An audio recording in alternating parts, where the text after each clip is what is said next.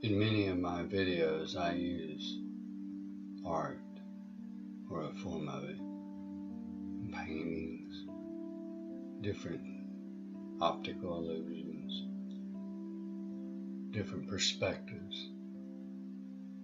And just like any form of art, a lot of people don't get it, don't comprehend or understand the meaning or the message. And I always have to go back and reiterate that you take what you can use and disregard the rest. Everything isn't for everyone. You might be lactose intolerant, allergic to cocoa, and so what chocolate one might like could kill someone else. Something as simple as a strawberry could put someone into shock.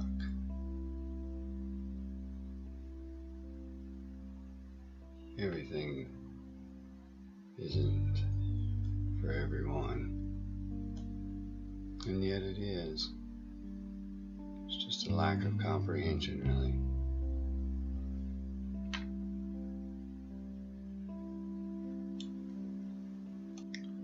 So I remember when I was a child, around first grade, they had a Pioneer Week. All the children looked like they had just gotten off the Mayflower.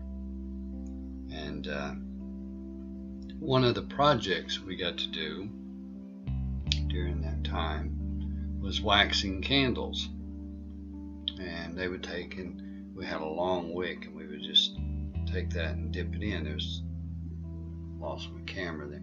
A long wick, and we would dip that down into the wax. And they had these different pots of hot boiling wax, basically, and which is quite dangerous, I guess, considering the age bracket, but it was supervised, and I don't recall anyone getting burnt. But the different colors of wax, and we just took the long wick and would dip it down in each vat, whichever way we picked, and every time you would pull the wick up out of the pot there, it would be a little thicker each time. And the wax, you let it cool, and then you dip it again, and every time you come up, a little bit thicker, because the wax would just layer one over the other. And that was called waxing a candle. And I remember making mine final. The final color was blue I had chosen, and but it's mostly white on the inside.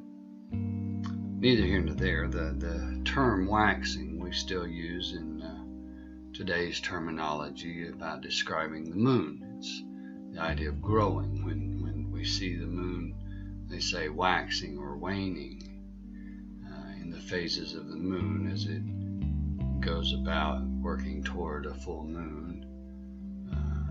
They call it the waxing of the moon, meaning that it's growing, just like those candles. When you would dip, every time you would come up, it would be a little bit bigger or a little bit thicker. And it reminds me of an old scripture where men's hearts are waxing cold, hardened. Every day, hearts are growing a little bit colder, waxing colder and hardened. The love of many will wax cold, and to wax or to grow, the love of many will grow cold. And that's what we're seeing. People are turning against each other in every form. You have race issues, you have religious issues, you have the secular, and all of the different concepts. One person has a thought and the other person has a thought. It's an almost impossibility to even gather a room where you have more than one or two of like mind, and even they have disagreement. It's becoming a strange society we live in, and I'm talking on a global scale. Wars and rumors of wars, and the hearts of man waxing cold. You can tell I'm not using my good camera. I'm just using the laptop camera. I don't have a lot of time to make a grand production this time. But thought I'd tell you a little story real quick, then we'll move on. There's a man named John Henry Johnson Sr., and he married a woman named Henrietta, so she became Henrietta Johnson. So John Henry Johnson Sr. and Henrietta Johnson is the start of the story. And here's how it goes. There was a man, he had two sons. They were both brothers. Henry John was the name of one, and John Henry was the other. Now the man, he raised his sons alone, and they were always full of grins. And he loved them both just the same, for they were identical twins. The mother had died while giving birth, and her heart just seemed to burst. And so the man had never learned which of the boys came first. Now both the boys, they grew up strong and became fine young men. Henry John was heavier, and John Henry, he was thin. Now Henry John, he had the bronze, and John Henry had the brains. And because they worked both as one, together they shared the gains. Now the time had come for the man to pass, and he wanted to prepare, and because he loved his sons the same, he wanted to be fair. So he would split his possessions down the line to John Henry and Henry John, but the thing he held most dear of all, of it there was only one. Now to the man, you understand, it was his greatest treasure in life.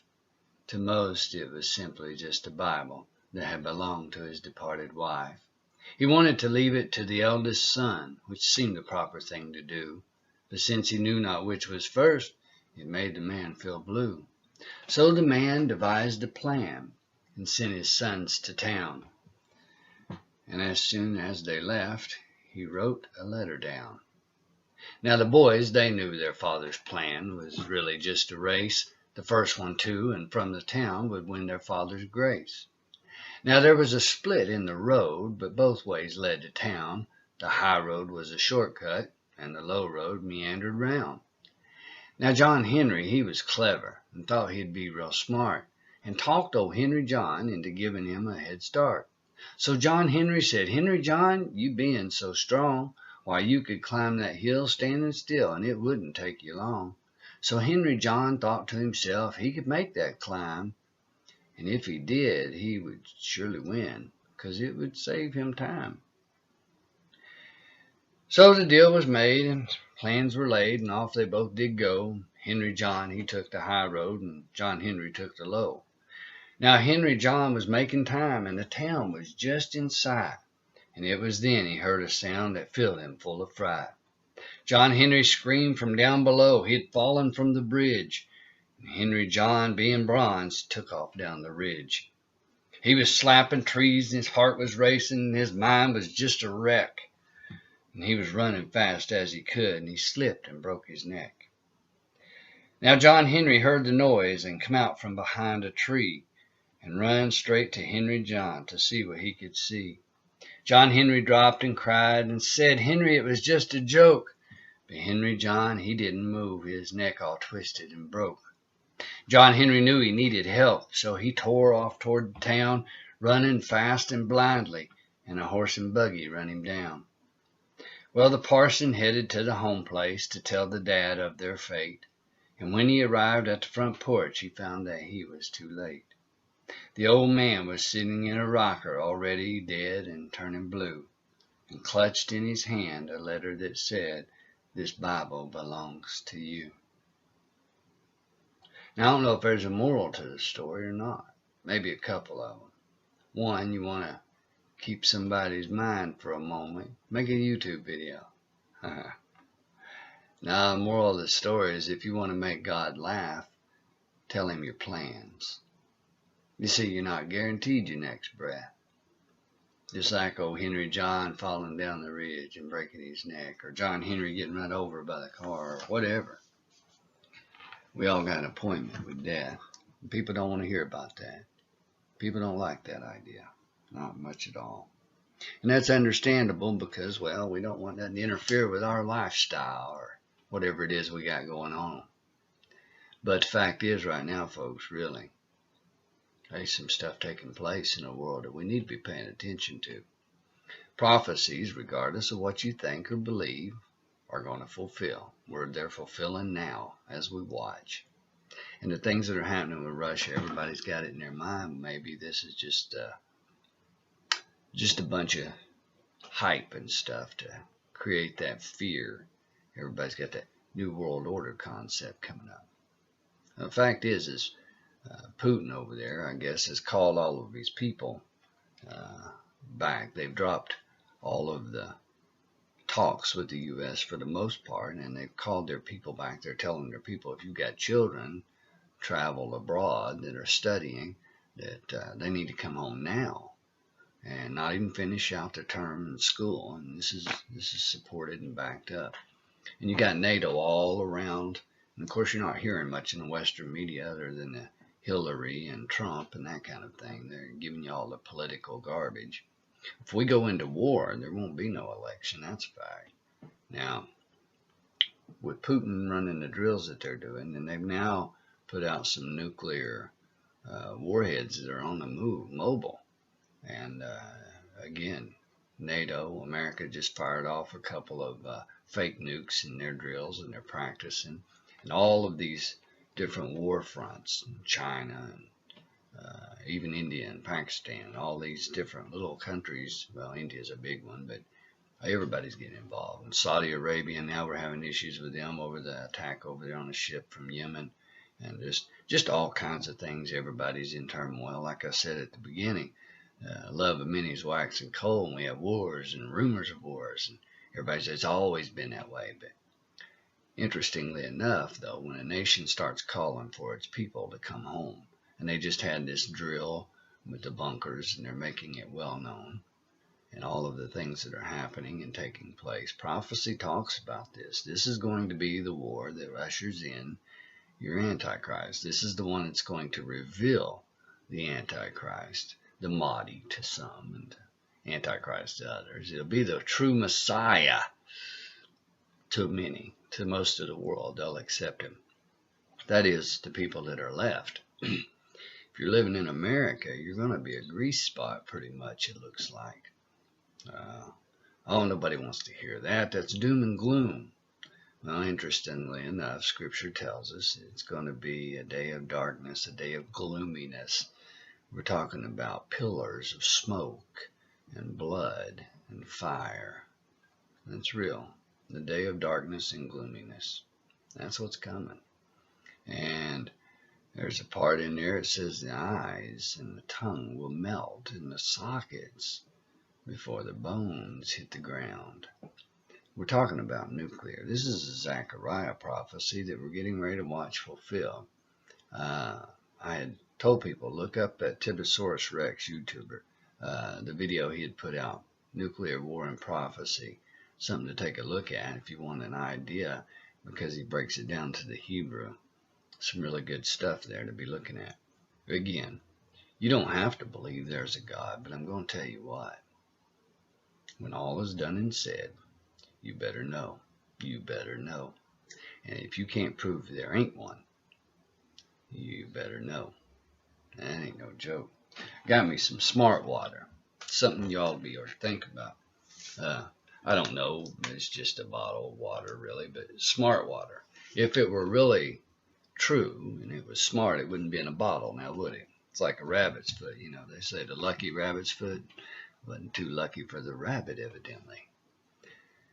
Folks, you need to get ready. You really do. Things are going to change here in a very, very short time. The whole world is going to go through a change. They're going to cast their gold and silver to the streets. They're going to create a new monetary system. and they'll be using an implant of sorts, the charagma, or the mark, if you will, depending on what language you want to look into if you get into the nitty-gritty of it. But these things are all coming, and through this war, we're going to have a leader stand up. I got my ideas, just like anybody who it is, and it's probably not who you're thinking.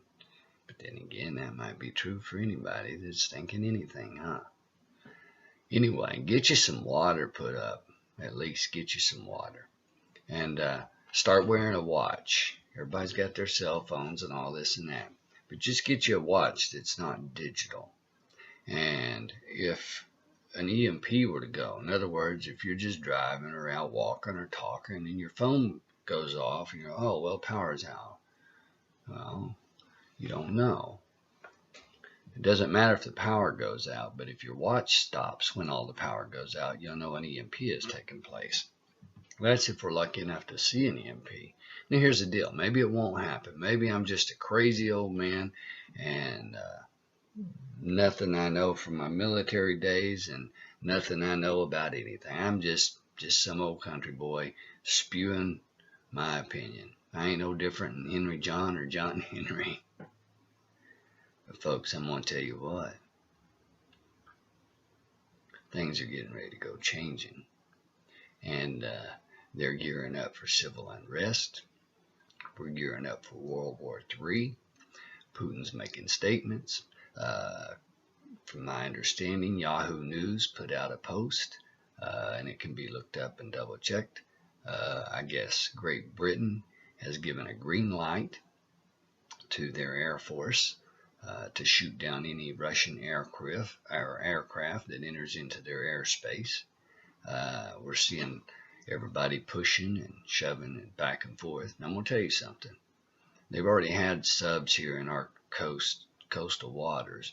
Russia had one there off of Georgia not too long ago. Nobody even knew it till it was on its way out. The fact is they can come in there with some of these subs they've got now. If they launch from a submarine, well, America, it would take about 5 minutes from launch. There's not going to be enough time for anybody to scramble and get things figured out. Now, that's fine. If they launch from their main bases over there, some of the NATO places, the way we've got all of these ballistic missile defense systems that are going up, everybody's just waiting and they keep pushing and they're talking in these politics and everything. Now they're saying a vote for Hillary's a vote for World War III. And you know that they're watching this. Russia's going to be one that makes a move. They're going to do it. And that's just a matter of time now. And we're on borrowed time. So here's my advice, okay? Whether you think it's going to happen or not, get right with God. People in America are waiting to be changed in the moment of a twinkling of an eye. Consider Hiroshima and Nagasaki. Those folks were changed in the moment of a twinkling of an eye.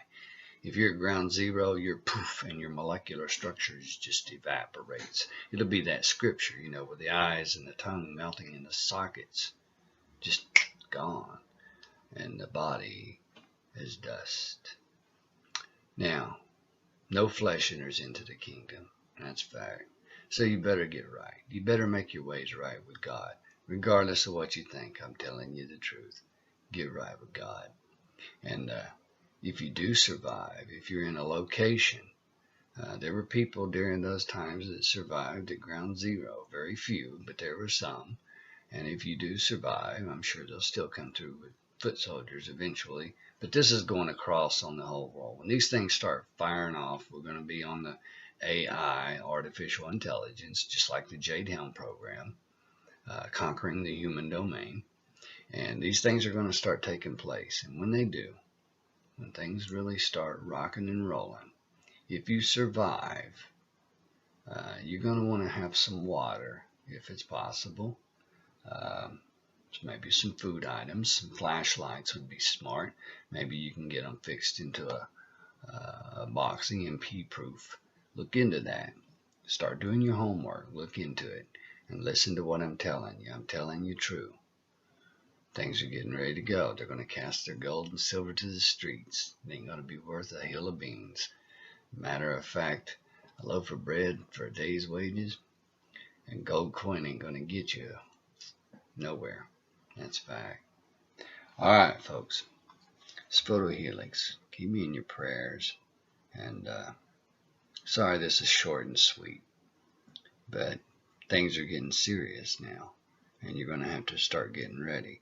Love your family. Go out and enjoy. Instead of going and buying things to decorate with, take that extra money and buy you some fruit and get you some peaches or bananas or maybe some tomatoes. Have you a mayonnaise and tomato sandwich? I don't know. Whatever it is you like, enjoy. I'm not saying go eat, drink, and be merry. I'm just saying be wise. And the thing is this too. You're saying, well, I got enough money. I can decorate, buy anything I want, and get me another big screen TV and this, that, and the other. Well, if you got all that extra cash, then go and take somebody else out to eat that maybe is less fortunate. Start doing some nice things for some people you love.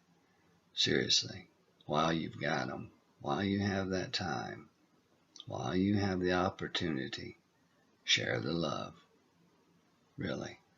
Make your ways right with God, folks, and prepare to meet your Maker. We're on borrowed time now. No ifs, ands, or buts. That's true. Keep me in your prayers. It's Photo Helix. I'm out.